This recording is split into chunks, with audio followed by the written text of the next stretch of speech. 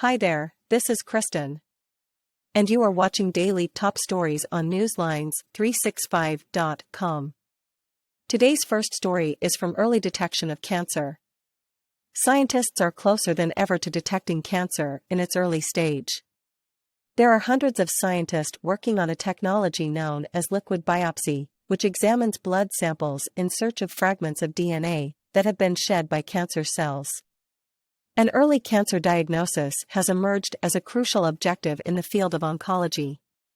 Newslines365.com will keep you updated on this. The next news is from Russia-Ukraine war. Germany's chancellor urges Putin to withdraw Russian troops for diplomatic conclusion to war. Following a phone call between the two leaders on Friday, Berlin reported that German Chancellor Olaf Scholz had urged Russian President Vladimir Putin to consider a diplomatic solution to stop his war in Ukraine, including military withdrawals. According to Stefan Hebestreit, the German leader's spokesperson, the Chancellor urged the Russian president to come as swiftly as possible to a diplomatic solution including the withdrawal of Russian troops. In the course of the hour-long conversation, Scholz condemned in particular the Russian bombings against civilian infrastructure in Ukraine and reiterated Germany's willingness to help Ukraine in maintaining the defensive capabilities against Russian aggression. Our next update comes from the EU-Russia. The European Union is to agree to cap the price of Russian natural gas at $60.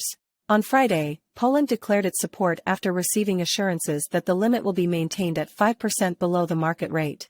The G7 countries proposed a price ceiling in September to prevent a surge in oil prices and to prevent Moscow from benefiting from oil exports. Because Poland has indicated its approval of the idea, the EU will be able to stick to its goal of implementing a price ceiling by December 5, as originally planned. According to reports, the EU sought to put the maximum at $65 to $70, but Poland, Lithuania, and Estonia all thought that was too expensive and agree at $60. Now next news is from technology. Soon you don't need to put your phone on flight mode. The European Union has agreed to permit phone call during air travel. The European Commission has decided that airlines can provide 5G technology on aircraft, alongside slower mobile connectivity. It's possible that this may mean in the future, passengers won't have to switch their phones to airplane mode when they board a plane. By June 30, 2023, all EU member nations must have made their 5G frequency bands available to the aviation industry. This will allow passengers to make and receive calls, as well as utilize data-intensive apps like those that stream music and video, while in the air. Now next news is from Japan. Japan's government has approved a $216 billion inflation safeguard. Japanese parliament on Friday approved a massive additional spending plan of 29 trillion yen, $216 billion, to support families' budgets against the impact of inflation, rising utility bills, and a depreciating currency. Even while the increased expenditure, paid for primarily by government bonds, is expected to boost the economy, it has raised new concerns about the country's already high level of debt.